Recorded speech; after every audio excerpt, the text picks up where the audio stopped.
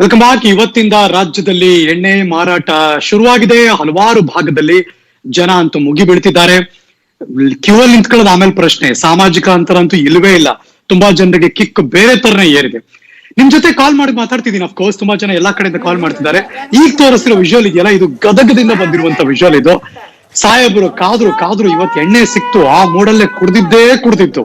ಕುಡಿದ ಮೇಲೆ ಹಿಂಗಿದೆ ಪರಿಸ್ಥಿತಿ ಅವ್ರದ್ದು. ನೋಡಿ ಈಗ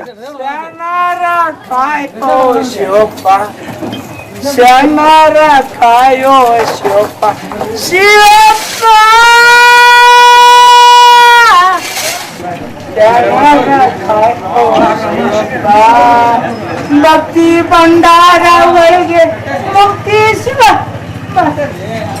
ಭಕ್ತಿ ಭಂಡಾರ ಒಳಗೆ ಮುಕ್ತಿ ಶಿವಪ್ಪ ಶಿವಪ್ಪ. ಎಸ್, ಇದು ಗದಗದಿಂದ ಸಾಹೇಬ್ರು. ಅಫ್ಕೋರ್ಸ್ 1989 ಇಸ್ವಿ. ನನ್ಗೆ ಆ ಸಿನಿಮಾ ಹಾಡು ಇವತ್ತಿಗೂ ಮರೆಯೋಕ್ ಸಾಧ್ಯ ಇಲ್ಲ. ಅದ್ರೊಂದ್ ಸಾಲು, ಒಳಗಿರುವ ಪರಮಾತ್ಮ ಆಡಿಸುವ ಆಟ ಅಂತ. ಏನು ಮಾಡಕ್ಕಾಗಲ್ಲ. ಪಾಪ ಈ ವ್ಯಕ್ತಿ ಸರ್ರಿ ಎರ್ರ ಬಿರ್ರಿ ಕುಡ್ದಾಯ್ತು ಸಿಕ್ತು ಅಂತ ಇನ್ನು ಒಳಗಿರೋ ಪರಮಾತ್ಮ ಈ ತರ ಆಡಿಸ್ತಾ ಇದಾರೆ ಅಷ್ಟೇ. ನನ್ ಜೊತೆ ಮಾತಾಡೋದಕ್ಕೆ ಗೌರಿಬಿದನೂರಿಂದ ಸಂಜೀವಪ್ಪ ಅನ್ನೋರು ದೂರವಾಣಿ ಸಂಪರ್ಕದಲ್ಲಿದ್ದಾರೆ. ಸಂಜೀವಪ್ಪನವ್ರೆ ನಮಸ್ಕಾರ. ಏನ್ ಮಾಡ್ತೀರಿ? ನಮಸ್ತೆ ಸರ್. ನಮಸ್ತೆ ಸರ್. ಸರ್ ನಾವು ಪೋಸ್ಟ್ ಆಫೀಸ್ ನಲ್ಲಿ ಕೆಲಸ ಮಾಡ್ತಾ ಇದ್ದೀವಿ. ಸೊ ಹಂಗ ನಿಮ್ಗೇನು ಕೆಲ್ಸಕ್ಕೆ ಇಲ್ವಲ್ಲ, ಹೋಗ್ಲೇಬೇಕಲ್ಲ ಸರ್? ನೀವು ಕೆಲ್ಸಕ್ಕೆ ಹೋಗ್ಲೇಬೇಕಲ್ವಾ ಪೋಸ್ಟ್ ಆಫೀಸ್? ಹೌದು ಸರ್, ಹೋಗ್ತಾ ಇದ್ದೀವಿ ಸರ್. ನೀವು ಒಂಥರ ಕೊರೋನಾ ವಾರಿಯರ್ ಇದ್ದಂಗೆ. ಬಟ್ ಈಗ ನಿಮ್ ಊರ್ ಕಡೆ ಎಲ್ಲ ಸಿಗ್ತಾ ಇದೆಯಾ? ಇವತ್ತು ಎಣ್ಣೆ ಎಲ್ಲ ಓಪನ್ ಆಗಿದೆಯಾ? ಹ್ಞೂ ಸರ್ ಸಿಗ್ತಾ ಇದೆ ಸರ್. ತುಂಬಾ ಸೋಷಿಯಲ್ ಡಿಸ್ಟೆನ್ಸ್ ಇಲ್ಲ, ಎಂತಾದು ಇಲ್ಲ. 40 ದಿವಸ 50 ದಿವಸದಿಂದ ಇಲ್ಲಿ ಜನಗಳೆಲ್ಲ ಅದನ್ನ ತಪಸ್ ಮಾಡಿ ಕುತ್ಕೊಂಡಿದ್ದಾರೆ ಒಳಗಡೆ. ಈ ತರ ಬಿಟ್ಟು ದೇಶದಲ್ಲಿ ಎಲ್ಲಾ ಇದನ್ನ ಹಾಳು ಮಾಡೋದಕ್ಕೋಸ್ಕರ ಇವಾಗ ಎಷ್ಟೋ ಜನ ಇವಾಗ ತಬ್ಲಿಗ್ಗಳು ಬಂದ್ರು, ಅವ್ರು ಬಂದ್ರು, ಇವ್ರು ಬಂದ್ರು ಅಂತ ನೀವೆಲ್ಲಾ ಎಷ್ಟು ಮಾಡಿದ್ರಿ, ಪಾಠ ಮಾಡಿದ್ರಿ. ಹೌದು, ಅವರಿಂದ ಇದಾಯ್ತು, ಇವರಿಂದ ಇದಾಯ್ತು, ಇದೆಲ್ಲ ಇದಾಯ್ತು, ಕೊರೋನಾ ಇಷ್ಟೊಂದು ಹರಡಿತು, ಹಂಗಾಯ್ತು, ಇದಕ್ಕಾಯ್ತು ಅಂತ. ಇದನ್ನ ಏನಾದ್ರು ಹೆಚ್ಚು ಕಮ್ಮಿ ಆದ್ರೆ ಇದಕ್ಕೆ ಇದನ್ನ ಹೊತ್ಕೊಳ್ಳೋರು ಯಾರು ಸರ್?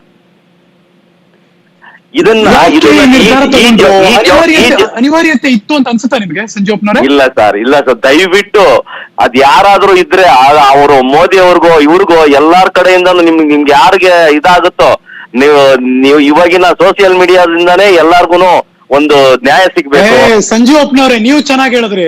ಸ್ಟೇಟ್ ಅಲ್ಲಿ ಕೂತಿರೋರೆಲ್ಲ ಇಲ್ಲಿ ಒಂದ್ ಚೇರ್ ತೆಗೆದು ಪಕ್ಕಕ್ಕೆ ಇಡಬೇಕು ಅಂದ್ರು ಹೈಕಮಾಂಡ್ ಪರ್ಮಿಷನ್ ಬೇಕು ಅಂತಾರೆ.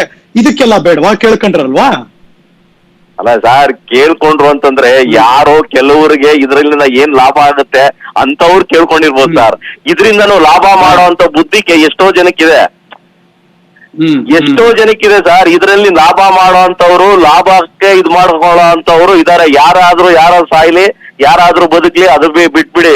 ಇದ್ರಲ್ಲೂ ಲಾಭ ಮಾಡ್ಕೊಳ್ಳೋ ಅಂತವ್ರು ಇದನ್ನ ಎನ್ಕರೇಜ್ ಮಾಡ್ತಾರೆ. ಬಟ್ ಈಗ ಯಾರು ನಿಮ್ ಮಾತು ಕೇಳಿಸ್ಕೊತಿರ್ತಾರೆ, ಅವ್ರು ಯಾರೋ ಕಮೆಂಟ್ ಮಾಡ್ತಿರ್ತಾರಪ್ಪ. ನನ್ ಪ್ರಕಾರ ಈ ಸಂಜೀವಪ್ಪನವ್ರು ಏನಪ್ಪಾ ಕುಡಿಯಲ್ಲ, ಅವ್ರಿಗೆ ಏನ್ ಗೊತ್ತು ನಮ್ ಕಷ್ಟ ಅಂತ. ಏನ್ ಹೇಳ್ತೀರ ಅವ್ರಿಗೆ? ಸರ್ ಅವ್ರು ಅಂತವ್ರು ಅದೇ ಸರ್. ಇವಾಗ ನಾನೇನ್ ಹೇಳಿದೆ ಅದರಿಂದ ಲಾಭ ಮಾಡ್ಕೊಳ್ಳೋ ಅಂತವ್ರು ಅದನ್ನ ಕಾಮೆಂಟ್ ಮಾಡ್ತಾರೆ. ಲಾಭ ಮಾಡ್ಕೊಳ್ಳೋ ಅಂತವ್ರು ಯಾರಾದ್ರೂ ಹಾಳಾಗೋಗ್ಲಿ, ನಾವು ಚೆನ್ನಾಗಿರೋಣ ಅನ್ನೋದ್ರು ಇವ್ರು ಮಾಡ್ತಾರೆ ಸರ್. ಅದು ಬಿಟ್ರೆ ಇದ್ರಲ್ಲಿ ಕಷ್ಟಪಟ್ಟು ತುಂಬಾ ಜನ ಬಿಟ್ಬಿಟ್ಟಿದ್ರು. ಇನ್ನೊಂದ್ ತಿಂಗಳು ಎಳೆದ್ಬಿಟ್ಟಿದ್ರೆ ಕರೋನಾನು ಕಂಟ್ರೋಲ್ ಆಗ್ತಾ ಇತ್ತು ಇನ್ನು ದೊಡ್ಡ ಮಟ್ಟಕ್ಕೆ. ಅವರು ಯಾರು ಕುಡಿತಿದ್ರು ದೊಡ್ಡ ಮಟ್ಟದಲ್ಲಿ ಅವರು ಕೂಡ ಬಿಡಿಸ್ಬಿಡ್ಬೋದಾಗಿತ್ತೇನಪ್ಪ ನೋಡಕ್ ಹೋದ್ರೆ, ಅಲ್ವಾ? ಮದ್ಯಪಾನ ಸಂಯಮ ಮಂಡಳಿ ಅಂತ ಮಾಡಿದ್ದಾರೆ. ಅಲ್ಲಿ ನಿಮಾನ್ಸ್ ಅಂತ ಇದ್ದಾರೆ. ಅವ್ರದ್ದೆಲ್ಲ ಎಲ್ಲಾರನ್ನ ಕುಂಡ್ರಿಸ್ಕೊಂಡು ಒಂದ್ ಸ್ವಲ್ಪ ಅವ್ರ ಗೈಡೆನ್ಸ್ ಕೇಳಿ. ಎಲ್ಲದಕ್ಕೂ ಕೇಳ್ತಿರಲ್ಲ ಸರ್ ನೀವು? ಎಲ್ಲದಕ್ಕೂ ಸರ್ಕಾರಗಳು ಎಲ್ಲಾರನ್ನ ಕುಂಡ್ರಿಸ್ಕೊಂಡು ಕೇಳ್ತಾರಲ್ಲ ಸರ್. ಇದು ಮಾಡ್ಬೋದಾ, ಇದು ಮಾಡ್ಬಾರ್ದಾ, ಇದು ಮಾಡ್ಬೇಕಾ ಅಂತ ಅಂದ್ಬಿಟ್ಟು ಅಪೋಸಿಷನ್ ಪಾರ್ಟಿಯನ್ನು ಕುಂಡ್ರಿಸ್ಕೊಂಡು ಕೇಳ್ತಾರೆ. ಈ ಕೆಲಸ ನಾವು ಮಾಡ್ತಾ ಇದ್ದೀವಿ, ಮಾಡ್ಬೋದಾ ಮಾಡ್ಬಾರ್ದಾ ಅಂತ. ಇದಕ್ಕೆ ಯಾಕೆ ಸರ್ ಕೇಳ್ಬಾರ್ದಾಗಿತ್ತು? ಇದಕ್ಕೆ ಎಲ್ಲ ಇದು ನೀವು ಎಲೆಕ್ಷನ್ಸ್ಗೆ ಇದಕ್ಕೆ ಮಠ ಮಾನ್ಯಗಳನ್ನೆಲ್ಲ ಕರೆದು ನೀವು ಕೇಳ್ತಿರಲ್ಲ. ಆ ಮಠ ಮಾನ್ಯಗಳವರು ಏನ್ ಬೇಕಾಗಿಲ್ವಾ ಇಂಥದಕ್ಕೆ? ಎಲೆಕ್ಷನ್ ಟೈಮ್ ನಲ್ಲಿ ಮಾತ್ರ ಮಠ ಮಾನ್ಯಗಳು, ಆ ಗುರುಗಳು, ಅವರು ಇವ್ರು ಸಜೆಷನ್ ಕೇಳ್ಬೇಕಾ ನೀವು? ಇವಾಗ ಕೇಳಬಾರ್ದಾ ನೀವು? ಇವಾಗ ಬೇರೆಯವ್ರು ಕೇಳಿರ್ತಾರಷ್ಟೇ. Sanjeevappa, thank you so much. ತುಂಬಾ ಜನ ಫೋನ್ ಮಾಡ್ತಿದ್ದಾರೆ, ಬೇರೆಯವ್ರ ಕಾಲ್ ರಿಸೀವ್ ಮಾಡ್ಬೇಕು. ನಾನೀಗ ಬೆಂಗಳೂರಿಂದ ಕುಮಾರ್ ದೂರವಾಣಿ ಸಂಪರ್ಕದಲ್ಲಿದ್ದಾರೆ. ನಮಸ್ಕಾರ ಕುಮಾರ್. ನಮಸ್ತೆ ಸರ್, ನನ್ನ ಹೆಸರು ಕುಮಾರ್ ಅಂತ. ಯಾವ ಏರಿಯಾ ಬೆಂಗಳೂರಿನಲ್ಲಿ? ಚಂದ್ರವೈಟ್ ನಲ್ಲಿ ಇರೋದು ಸರ್. ನಾನೊಬ್ಬ ಕ್ಯಾಬ್ ಡ್ರೈವರು. ನಂಗೆ ಕನ್ಫ್ಯೂಷನ್ ಇದೆ. ಹೇಳಿ ಪ್ಲೀಸ್. ಏನಂದ್ರೆ ನನ್ನ ಸರ್ಕಾರಕ್ಕೆ ಅಬಕಾರಿ ಇಲಾಖೆಯನ್ನು ಒಂದನ್ನು ಹೊರತುಪಡಿಸಿ ರಾಜ್ಯವನ್ನ ನಡೆಸೋ ಸಾಮರ್ಥ್ಯ ಇಲ್ವಾ? ಅಷ್ಟೊಂದು ಅಸಹಾಯಕರಾಗಿದ್ದಾರೆ ಅನ್ನೋದೊಂದು ಪ್ರಶ್ನೆ. ಮತ್ತೆ ನಾನು ಇವಾಗ ನನ್ನ ಹೊಟ್ಟೆಪಾಡಿಗೋಸ್ಕರ ಒಂದು ಕ್ಯಾಬ್ ಡ್ರೈವರ್ ನನ್ನ ಜೀವನ ನಡೆಸ್ತಾ ಇದೀನಿ ಅಂದ್ರೆ ಇವಾಗ ಕ್ಯಾಬ್ಗಳಲ್ಲೂ ಸಹ ರಸ್ತೆಗೆ ಇಳಿಲಿಲ್ಲ. ನನ್ನ ಜೀವನ ಏನು? ನನ್ನ ಜೀವನಕ್ಕೆ ನಾನು ಯಾವ ದಾರಿನ ಕಂಡ್ಕೋಬೇಕು? ಅಂದ್ರೆ ಈ ಕುಡುಕರಿಗೆ ಒಂದು ದಾರಿನ ಮಾಡ್ಕೊಟ್ಬಿಟ್ರು. ಎಷ್ಟೊಂದು ಅಸಹಾಯಕ ಹೆಣ್ಮಕ್ಳುಗಳ ಶಾಪವನ್ನ ತಟ್ಟೆ ಬಿಡೋದಿಲ್ಲ ಸರ್ಕಾರನ. ಯಾಕಂದ್ರೆ ಹೆಣ್ಮಕ್ಳು ಕಷ್ಟ ಪಡ್ತಾ ಇದಾರೆ, ನೋವನ್ನು ಅನುಭವಿಸ್ತಾ ಇದಾರೆ. ಈ ಸಂದರ್ಭದಲ್ಲಿ ಇವರು ಕುಡುಕರನ್ನ ದೊಡ್ಡ ಬಾರ್ಗಳನ್ನ ಓಪನ್ ಮಾಡಿದ್ರೆ ಅಲ್ಲಿ ನಿಂತ್ಕೊಳ್ಳೋಂಥವ್ರು ಏನ್ ಮಾಡ್ತಾರೆ? ಹೆಣ್ಮಕ್ಳು ಶೋಷಣೆ ಮಾಡ್ತಾರೆ, ದುಡ್ಡುಗೋಸ್ಕರ ಹೊಡಿತಾರೆ. ಮನೆಗಳಲ್ಲಿ ಹೆಣ್ಮಕ್ಳನ್ನ ಹೊಡೆದು ದುಡ್ಡು ತಿಳ್ಕೊಳ್ಳುವಂತ ಗಂಡಂದ್ರು ಇದಾರೆ, ಇವತ್ತು ಸಹ ಇದಾರೆ. ಏನ್ ಮಾಡ್ಬೇಕು ಸರ್ಕಾರಕ್ಕೆ? ಅದು ಅಂತ ಒಂದು ಯೋಚನೆ ಮಾಡುವಂತ ಪರಿಜ್ಞಾನವೇ ಇಲ್ವಾ?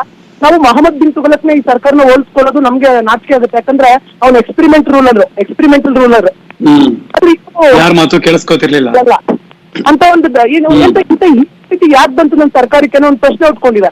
ಇನ್ನು ಕೆಲವು ದಿನಗಳಲ್ಲೇ ನಾವು ಒಂಚೂರು ಇದ್ದಿದ್ರೆ ಈ ಕೊರೋನಾ ವೈರಸ್ ನ ತಡೆಗಟ್ಟೋ ಸಾಧ್ಯತೆಗಳಿತ್ತು. ಆದ್ರೆ ಅದ್ರ ಮುಂಚೆನೆ ಬಿಟ್ಟಿರೋದ್ರಿಂದ ಕೊರೋನಾ ಇನ್ನ ವೈರಸ್ ಹೆಚ್ಚಾಗೋ ಸಾಧ್ಯತೆಗಳು ಜಾಸ್ತಿ ಇದೆ ಅಲ್ವಾ? ಒಂದ್ ಕಡೆ ಕರೋನಾ ಹೆಚ್ಚಾಗೋ ಸಾಧ್ಯತೆ, ಮತ್ತೆ ಕೌಟುಂಬಿಕ ಕಲಹಗಳು, ಮತ್ತೆ ಫೈನಾನ್ಷಿಯಲಿ ಜನ ಒದ್ದಾಡ್ಬೇಕು, ಆ ತರದೆಲ್ಲದಕ್ಕೂ ಕೂಡ ಲೀಡ್ ಮಾಡ್ಕೊಡ್ತಿದೆ ಅಂತ. Kumar, thank you so much ನಿಮ್ಮ ವ್ಯೂಸನ್ನ ಹಂಚ್ಕೊಂಡಿದ್ದಕ್ಕೆ. ಅಫ್ಕೋರ್ಸ್ ಮುಂದುವರಿಸ್ತೀನಿ, ತುಂಬಾ ಜನ ಇನ್ನೂ ಕೂಡ ಲೈನ್ ನಲ್ಲಿ ಇದ್ದಾರೆ, ಕ್ಯೂ ಅಲ್ಲಿ ಮಾತಾಡ್ಬೇಕು ಅವ್ರ ಜೊತೆ. ನಾನು ಇನ್ನೊಂದು ಚಿಕ್ಕ ಬ್ರೇಕ್ ತಗೊಂಡು ವಾಪಸ್ ಬರ್ತೀನಿ, ಎಲ್ಲ ಹೋಗ್ಬೇಕಾಯ್ತಾ ಇರಿ.